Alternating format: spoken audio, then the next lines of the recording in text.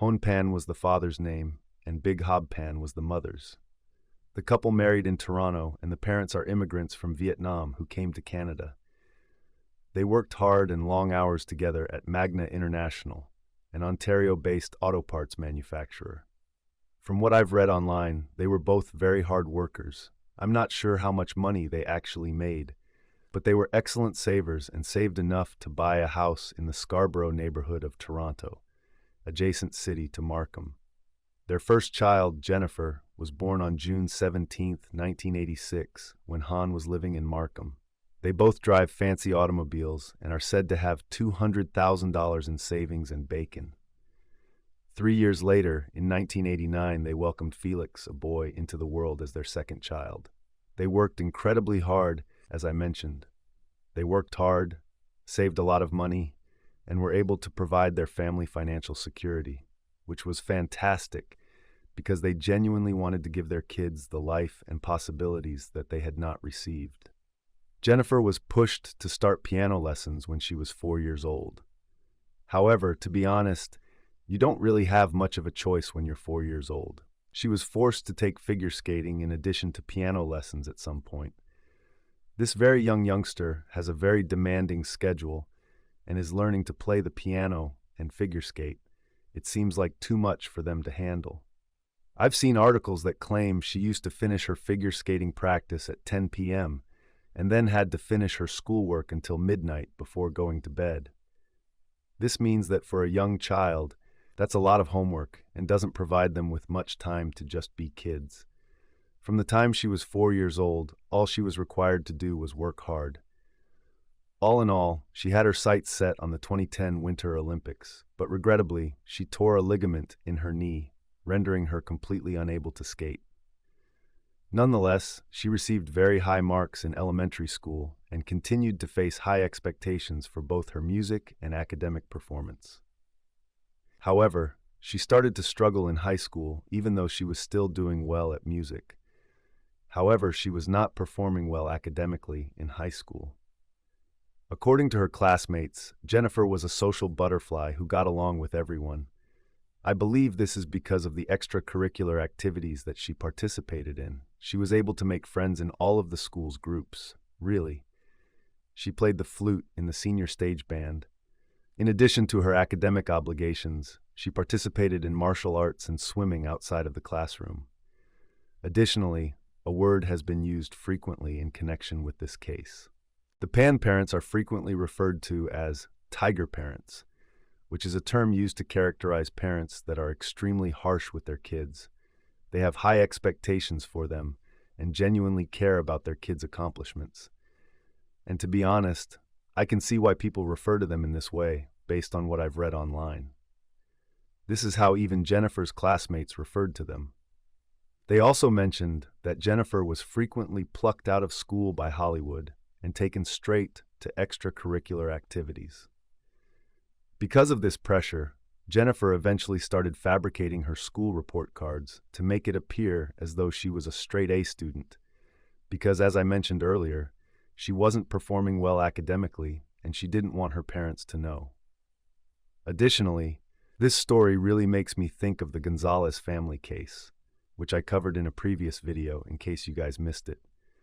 Should you choose not to, I will include a link to the video in the description section below.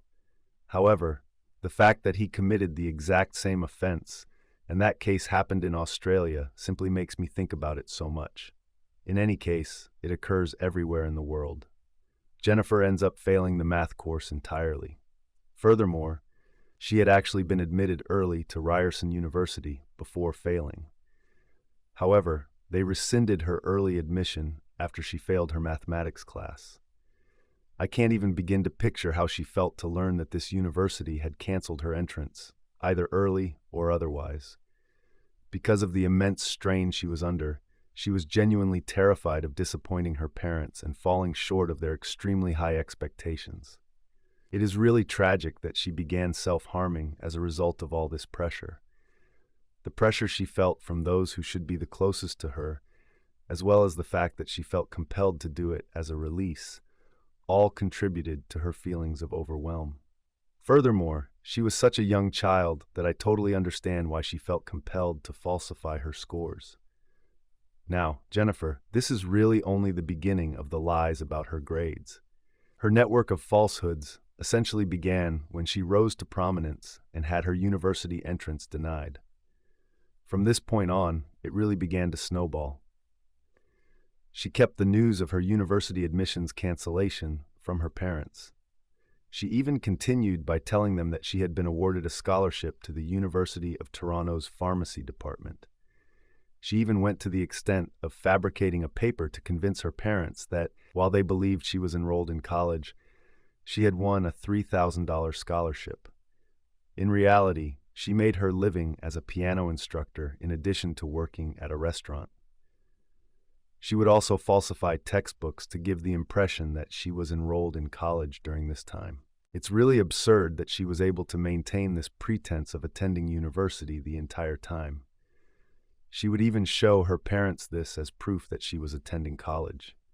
To be honest, it sounds like it would take just as much work as attending college. Like how much work she had to put in merely to pretend, and like that she is still living with her parents in the midst of all.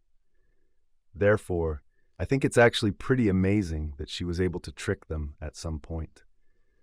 In reality, she would choose to take a bus to the library, where she would sit and take notes from her fictitious classes. Afterward, she would tell her parents about her day at school and her pretend classmates. She would pretend to be someone else's classmate and show them her fictitious artwork, which must have taken a lot of work. However, it's her parents' wish, you know. They were pleased with it. Externally, it appears as though everything went according to plan.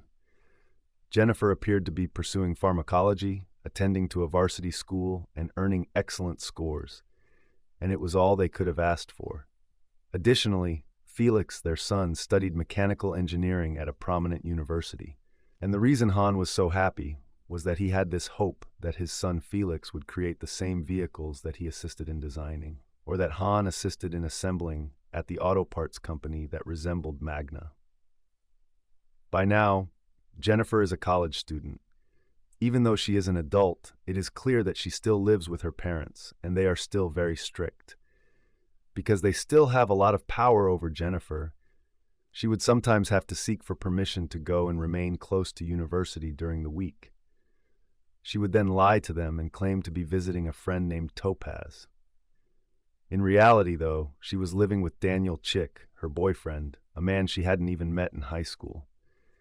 He was a year her senior, but he was so awful at school that he transferred to another high school. His academic performance was horrible.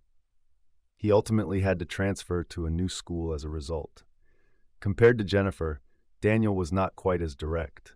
Additionally, he was dealing marijuana while he and Jennifer were in high school. Furthermore, according to some reports I saw online, he moved schools not only because of his poor academic performance, but also because marijuana was discovered in his car. At any case, he changed schools and enrolled at a new Toronto school. Jennifer was prohibited from dating as well. It was forbidden for her to hang around with boys. There weren't many boyfriends for her. She was prohibited from drinking, partying, and engaging in other typical teenage activities. It's clear from this that her and Daniel's relationship, which dates back to high school, was kept under wraps, and Jennifer hadn't had a drink by the time she was 22. She had never attended a nightclub or any similar establishment. She seemed to be cut off from the outside world. Some people thought that Jennifer was abused because of the way the Pan family handled her, and it makes perfect sense to me that their coercive treatment of her qualifies as abuse. I have never come across any reports online of physical abuse or anything similar. I can understand, though, how you might grow so bitter about your parents for being so controlling. It's also noteworthy, in my opinion, that Jennifer misled her friends, especially about how her parents had treated her. She claimed, for instance, that her dad had employed a private investigator to follow her about, but this was untrue. It wasn't true in any way, even though I'm not sure if she actually believed it and thought someone was following her or whatever. Therefore, it does raise concerns about how poorly the Palins handled her on the whole. She seems to have become an obsessive liar, so I believe it's just an extremely tough position. She's not just lying to her folks anymore, you know? She's basically telling everyone lies. Now, Jennifer's parents were unaware that she spent a lot of her time living with Daniel while attending university. She claimed to be staying with a friend, but as I mentioned before, she was really staying with Daniel and was essentially living with him at this point. His parents were eager to meet Jennifer's parents, but it was not going to happen for obvious reasons. First of all, they were unaware that she was seeing someone else. They would not permit it at all. Secondly, they were unaware that she was essentially cohabiting with him. Thus, it was just not feasible. Furthermore, she hasn't been attending university, so even though her university degree should be coming to an end at this point, she doesn't have anything to show for it. In the end, she succeeded in persuading Daniel to employ a phony university student. Translation. Of course, there is also the issue of the graduation ceremony itself. Han and Beck could not possibly miss that occasion. Jennifer then came up with this deception. Basically, she informed them that because her class was so large, each student was only permitted to have one guest, and she didn't want to have to choose between her parents. She simply invited a friend in its place. And I suppose they accepted it as though her lives were going along quite nicely. It doesn't appear like they were suspicious, but I'm not sure whether they were. I have never heard of a university telling a student, "Sorry, but you can't bring both of your parents to your graduation," and having them not know the difference. To the best of my knowledge, this is about the moment that they do start to become suspicious. Jennifer eventually tells them that she is volunteering at the hospital for sick children, but she is unaware of it, so they are there for a different reason. She doesn't wear a uniform. She doesn't have anything to suggest that she will offer assistance. They then exclaimed, "Something is suspiciously going on here." As of right now, I have no idea what they were thinking. I'm not sure if they assumed she wasn't offering her time. I'm not sure if they believed she was going to college or had a boyfriend, among other things. They had doubts, but she was acting rather than offering assistance. But by now, they had suspicions about something. When Start Big follows Jennifer to the hospital, she finds out that Jennifer isn't really employed there. And I saw an article online about Jennifer saying she went to the hospital, but she basically kind of dashed to the emergency department to hide or something when she knew her parents or mom were following her. However, her parents eventually go, and they give her friend Topaz a call, believing that she has been living with them the entire time. And Topaz was like, "No, Jennifer's not here," which made me assume that she had her wires crossed at this point, and that the days were messed up or something. Jennifer ends up confessing it to her parents at that point, which is actually when the whole act kind of falls apart, and she starts lying to them about her work, her volunteering, her Universal City, and her lover all at once. Han, her father, was enraged. He had threatened to throw Jennifer out, but Beck, who was trying to be the mediator, managed to persuade Han to let Jennifer stay by sort of, putting her parenting style on the back burner. Thus, in a sense, he was the parent tiger. He was the one who was rigorous and wanted their children to do well in school. Beck kind of just sort of, lost out to it. Actually, she kind of backed his parenting approach and let him do his thing. In order to enable her to attend college, they ultimately encouraged her to return and finish her incomplete high school graduation. And in some ways, it felt like a brand new beginning.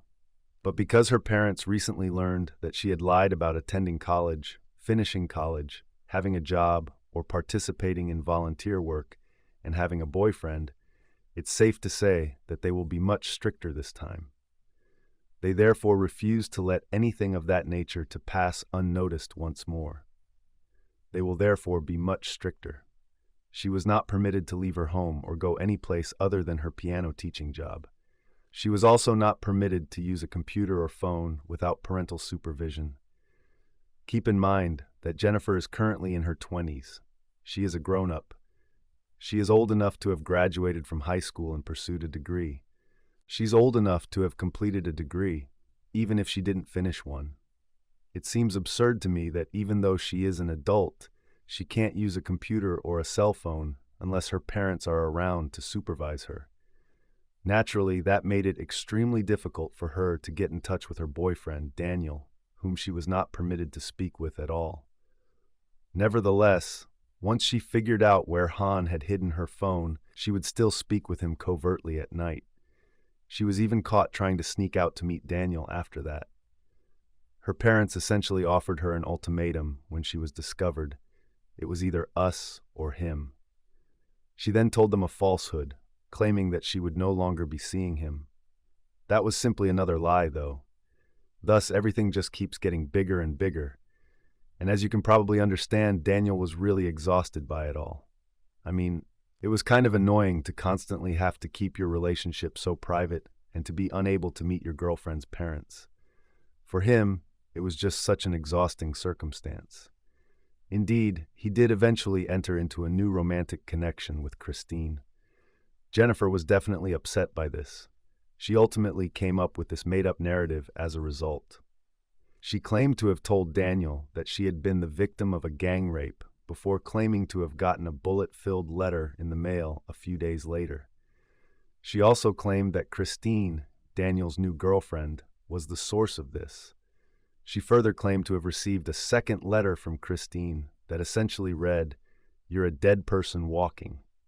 Furthermore, I found no evidence to support this letter. Jennifer says that she didn't think it was a big problem, so she just threw it out. Really, that raises a lot of doubts. I just imagine that you would save the letter as proof to present to your boyfriend if you got one like that and thought it was from your ex-boyfriend's new girlfriend. I don't see why, given how she's fabricated everything else, she didn't simply sort of forge a letter. Rather than claiming to have tossed the letter out, why can't she just fake it? I'm not sure. I'm getting off topic. I believe she was just trying to communicate something, attempting to undermine the new girlfriend in an effort to win Daniel back, because Jennifer was going through a very trying moment. She seemed completely enamored with Daniel, as though she was infatuated with him and he had moved on. He had no desire to interact with her. Though he was also enamored with her, he was unable to manage the challenges of attempting to keep their relationship afloat. On her personal Facebook page in February 2009, Jennifer wrote, "Living in my house is like living under house arrest."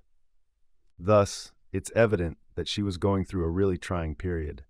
However, she had been coping with this for her entire life. At this point, it seemed to me that her parents were much tougher with her, as if they were trying to keep her under control after she had been discovered lying so frequently. As all of this is going on November 8, 2010, 3 armed men break through the front door of the Pan family home, committing the unthinkable. Jennifer and Han were upstairs, while Beck was downstairs. Thus, as one man raced upstairs in search of Han, another aimed a rifle at Big. As it happened, he was asleep in bed when he woke up to the sound of a rifle barrel pointing directly at his head. He was then escorted downstairs to where Beck was. After that, the third man approached Jennifer and attended to her needs. Using a shoelace tied behind her back, he utilized her to assist them in finding all of the cash inside the house. They used a rifle aimed at her head to force her to descend the steps. She was forced to the ground by them. And keep in mind that at this moment, the house's lights were completely off. Thus, it would have only made the already terrifying situation even more so. They had no visibility of the trespassers. They also took $1,100 off of Beck's bedside table. They took $2,500 and left Jennifer. After Jennifer assisted them in finding all of this money, they led her upstairs and tied her to the railing. After that, I think they just stole $60 from Han. After that, they led Beck and Han to the basement, where I think they covered their heads with a blanket. Then the soldiers shot Beck 3 times in the head, killing her instantly, and then shot Han once in the face and once in the shoulder. The 3 males then took off running. It's true that Han survived the gunshot wounds to his shoulder and face. Despite being very ill and unconscious, he managed to survive. And Jennifer was still alive upstairs. She was informed of all of this. After hearing the gunfire, she was able to dial the police. Han, who works as a laborer, was able to stumble outdoors while she was on the phone with the police. drawing the attention of a neighbor who then dialed 911. And it is a taped version of Jennifer calling the cops. Now, I'll play it off for you. Are you okay, ma'am? Just relax. An ambulance, for example, with a shot of cash. And at this moment, where are you? Are there any roads in your area? Yes, Natalie is the real name of this mother. Well, hi there. Hello. Hi there. Tell me your address, please. Howard Avenue and Avenue Road. Please use my name as the street address. Oh no, as well. And I was like, oh, what's going on, when I heard bullets. I'm there, sort of. Thus, an ambulance and police come on the scene rather quickly. Han is immediately taken by ambulance to the hospital for medical attention for his wounds, and he was indeed evacuated to another hospital and placed in an induced coma not long after arriving at that facility. Jennifer did not sustain any injuries. In fact, she was unharmed at all. She was, as far as I can tell, kind of tied up. She used to find the cash wrapped up and then stashed away. It's just the most horrible circumstance, really. It's just superfluous. Nobody deserves to lose their parents in that way, to witness it happen, to lose their wife in front of them, to have to cope with these horrific wounds, and to go through the terrible memories and emotions that would follow. In other words, there are mental injuries in addition to physical ones. Additionally, Felix, their kid, who wasn't present, would only know about the horrific event that resulted in his parents losing their mother and his father being placed in an induced coma. Since it was around 3 a.m. when Jennifer was questioned by the police about what had happened, I guess I will never be able to picture the night of the intrusion or the morning. She was able to describe how the intruders broke into the house, how they were looking for money, and how they used her to look for money before tying her up against the banister and taking her parents down into gonna shoot them in the basement. She was also able to provide succinct summaries of the invaders. However, because it was so dark during the interview that they were unable to see anything, they were incredibly vague. Additionally, they requested access to Jennifer's phone records, and she appeared extremely uncomfortable with this request. The entire incident was shocking to the community as well, because it is uncommon to witness crimes of this kind, in which armed, masked burglars break into the homes of people who appear to be innocent in order to steal money and murder innocent people. It's just that the residents of Markham were afraid of these armed, masked burglars who were breaking into families' houses and stealing money. Furthermore, if they were simply robbing random innocent households, they had no idea who would be next in this scenario. They asked Jennifer the same questions 2 days later. This time, when they are questioning her, they also inquire how, when she was strapped to the banister, she was able to reach her phone in her belt. Around this time, it also becomes apparent that the first investigation's account of the house invasion may not be entirely accurate. Police were able to determine that a number of the items weren't actually consistent with this store being robbed. For instance, there were no indications of forceful entry, indicating that the trespassers had not entered the home with a crowbar or any other such tool. There were no indications that they needed to break in.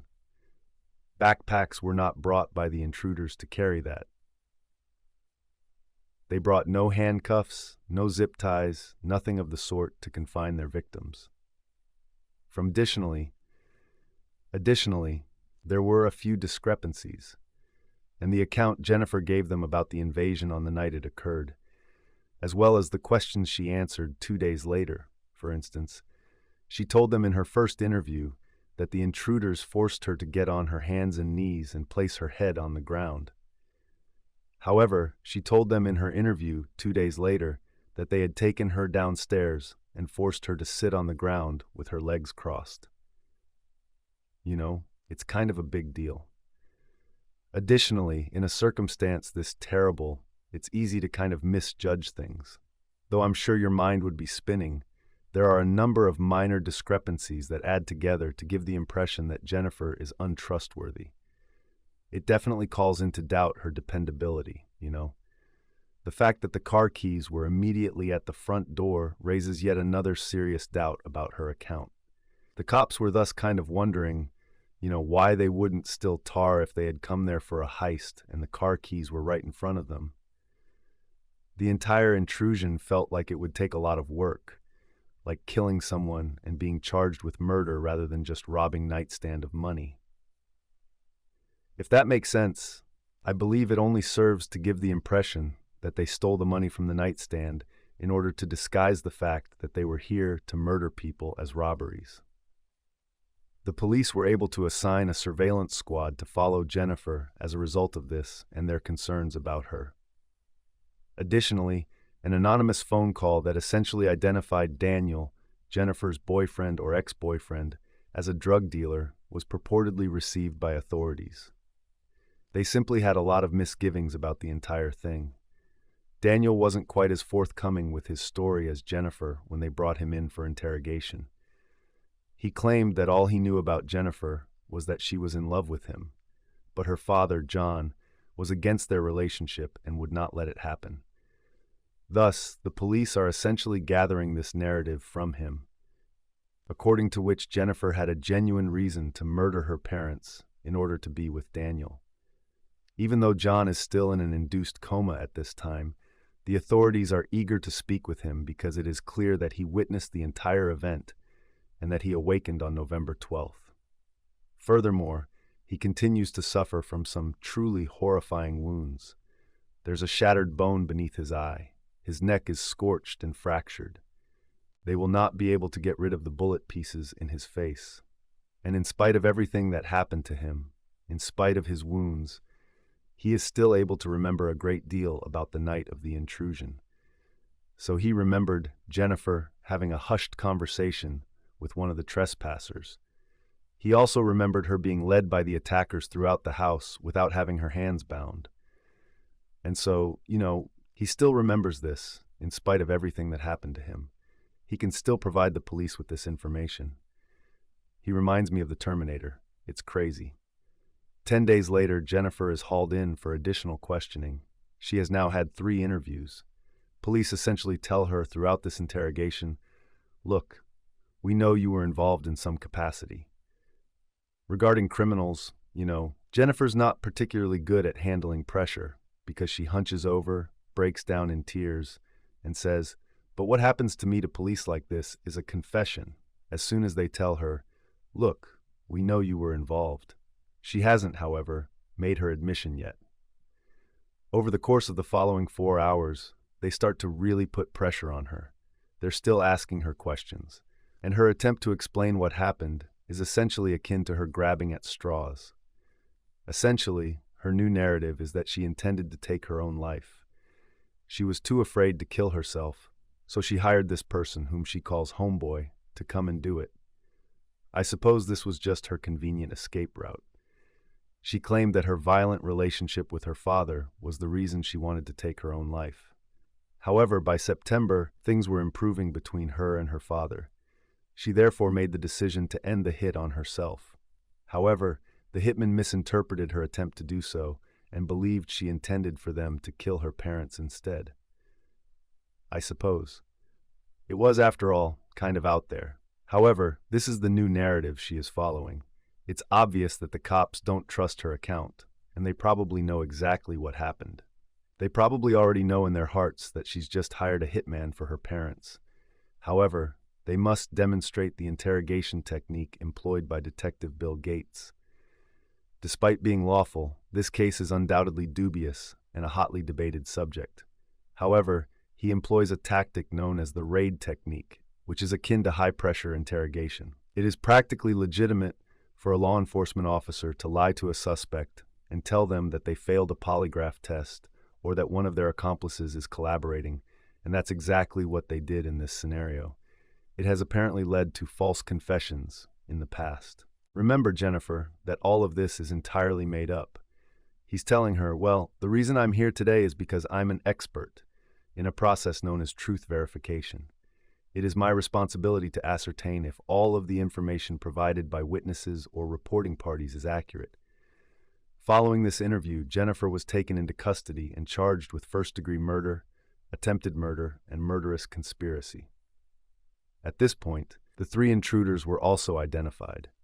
Eric Toddy, David Miller, Magnum, and Langford were their names. Crawford. Text conversations between Jennifer Daniel and the three intruders were obtained by the police, who then charged each of them with the same offenses as Jennifer. Furthermore, I think the person she described as her homeboy in the interview was Lanford Crawford.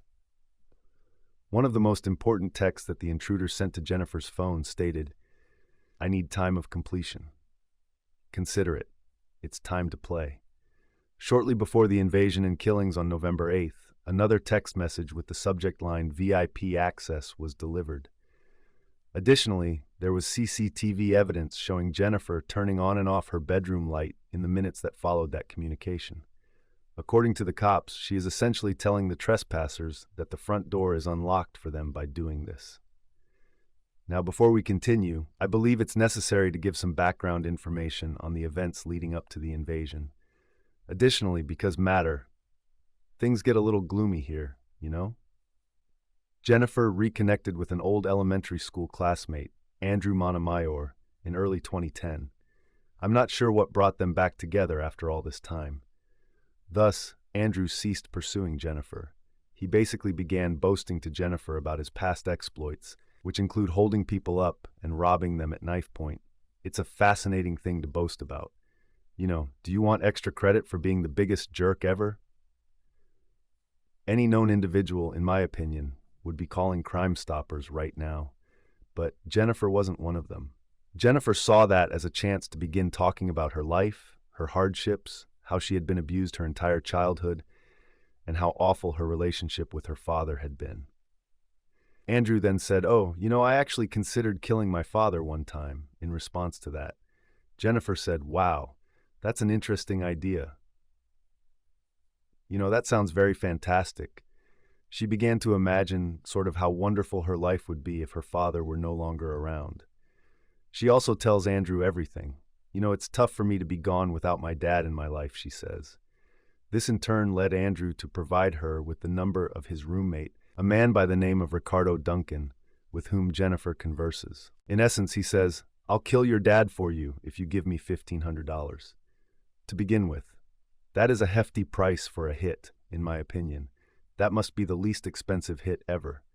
However, Jennifer covered his costs, and I believe that Jennifer had a lot of other options besides trying to have her parents killed and taking out a hit on them. She had the option to flee. She didn't have to kill her parents. She might have gone away and severed her relationship with them. In any case, Jennifer realized by July that Ricardo was not sincere about the hair and had essentially just disappeared with her money. Well, he gets credit for not being a matter officer just yet. Jennifer seems to be at a turning point. She has essentially already convinced herself that killing her parents is the right thing to do, but she is alone and cannot carry out her plan to kill them. And that's when Harry, her boyfriend or ex-boyfriend, actually, walks back into the picture. He learned that she was entitled to a $500,000 inheritance from her parents in the event of their death, and he says, "I can help you out. I can arrange for you to wed your parents, After accepting the inheritance money, we may both go off and live happily ever after." At that point, Daniel presents Jennifer to Lanford Crawford, the man she calls her homeboy. Jennifer claimed that Crawford provided her an iPhone and a new SIM card so they could communicate privately. Daniel may have given her the phone, according to several tales I've read.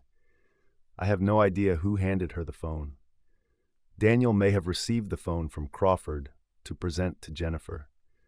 The phone was given to her by whomever, and she sought to speak with Crawford privately on this hit, as Crawford had introduced her to Eric Coty.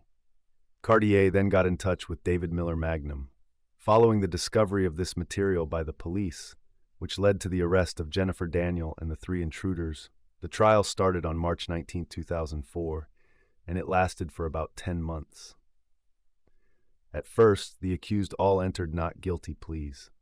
During the trial, I was informed by the police that they had some digital evidence in the form of text messages. Notably, there were around 100 texts sent between Jennifer and Daniel in the 6 hours preceding the invasion. The prosecution also emphasized how unusual this type of robbery is, as well as the invasion's peculiar characteristics. It would have been quite easy for them to take the car, but they chose not to. Jennifer. Everything was completely undamaged.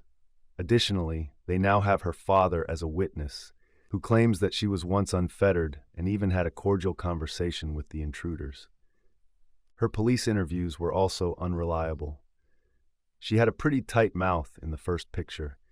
She refused to acknowledge any involvement at all. She essentially revealed everything in the third. Additionally, there were discrepancies in all three of the interviews, but especially in the first one. Jennifer also gave testimony in the trial. She gave 7 days of testimony, starting with the admission that she had given Ricardo Duncan $1,500 to kill her father. However, as you may already be aware, it didn't work out.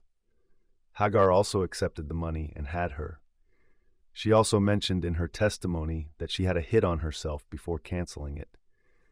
She later came to the conclusion that the invasion was essentially an attempt by the invaders to recover losses because she had canceled her own hit. On the other hand, the prosecution claimed that Jennifer had planned the entire thing with the assistance of Daniel, her boyfriend or ex-boyfriend or whatever. They also intend to marry her parents in order to receive the $500,000 insurance payout and, of course, to take their money and go their separate ways. In addition to the reason, I would want to point out that killing your parents is obviously a crime motivated by passion and retaliation, not money. She did, of course, have the chance to receive $50,000, but killing your parents is just so out of the ordinary and extreme. And I have no doubt that a great number of individuals would spend that much money to spend even a single minute with their loved ones. And with all of the stress, confinement, regulations, and strictness her parents imposed, I'm sure there's a lot of pent-up resentment from all of that. However, it seems like there are other options. Tamamara had the option to flee in that manner because she was 24 years old when the attack occurred. It's not necessary to have them killed and never return. Which criminal was really the one who pulled the trigger, killing Beck and trying to kill Han? What did surface was some fascinating new information about Jennifer, who acknowledged that she struggled to distinguish between fact and imagination. Essentially, I believe that she was attempting to portray Jennifer negatively and use the mental illness defense as a kind of shield. It's intriguing that Jennifer chose to employ a hitman as opposed to carrying out the murders herself. However, I believe that is actually consistent with her self-victimization throughout this entire affair. She's taken on the role of the victim. The victim is her. She is the prisoner in danger, and her parents are these monsters. She can play the victim in this whole situation once more. She had to hear about her parents' murder because she was present when it happened. Additionally, there's the matter of plausible deniability. She didn't actually pull the trigger to murder her parents, allowing her to sort of beg the question, this is crazy. I took part in it. She's the victim of me. She simply had this victim mentality, and I don't know who these people are, that kind of thing. At the trial, more than 200 items of evidence were shown and more than 50 witnesses testified. However, in the end, Jennifer, Daniel, David, and Linford were found guilty and given life sentences without the possibility of release for a quarter of a century. Eric Hardy's attorney became unwell. It was decided that the trial and his case were mistrials. Then, at the close of 2015, he admitted to plotting murder and was sentenced to 18 years in prison with the possibility of release. He said after 9 years that he took this action to spare John from having to face another trial. I suppose, sir, that at the end he regretted something. Jennifer's father, Sirhan, and brother Felix ended up getting a court order against her after the sentencing was announced, preventing her from speaking with any family members. And this was approved. She is therefore totally cut off from them. She was also forbidden from getting in touch with Daniel in the future. That partnership is not likely to develop for the immediate future, so I'm not sure who put this through or how it was a part of the sentence.